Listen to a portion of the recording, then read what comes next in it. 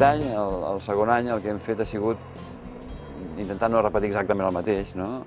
Hem buscat una miqueta acostar-nos al públic jove. Són gent que veu que una cosa és injusta al món, que no els agrada, ho veuen als propis ulls, volen traslladar aquesta sensació a la societat, als seus companys i tal, i agafen la càmera, se'n van a Colòmbia, a Palestina, al Sàhara o a Àfrica, fan un documental, un reportatge, i aleshores intenten fer-lo córrer, no? La mostra d'aquest any ha sigut una miqueta una barreja de documentals d'associacions i documentals d'aquests. 3 criteris, jo diria, que fem servir per fer la mostra, no? Un és el de la qualitat sense una exigència molt gran, no? Doncs que tots els documentals que ens han arribat d'alguna forma o altra hi poguessin estar presents, no? Que no hi hagués una ONG que digués, ostres, jo he fet una cosa i no hi soc. Hem estat 2 dies passant projectar documentals aquí al CCCB, és intentar que més o menys tots els temes que són més o menys conflictius i interessants al món de la cooperació tinguessin algun documental que els representés, no?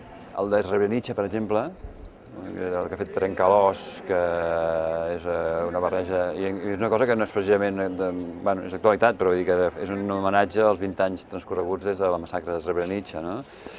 És molt impactant perquè està fet amb unes cançons molt maques i unes imatges molt impactants de gent que mor, que plora els seus morts, no?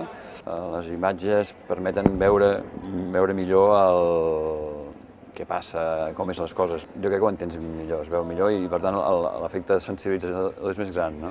Si s'ha de prioritzar les despeses administratives de suport a les ONGs, jo no deixaria en segon pla el potenciar aquest tipus de materials, perquè és allò que una imatge val més que 1000 paraules, no?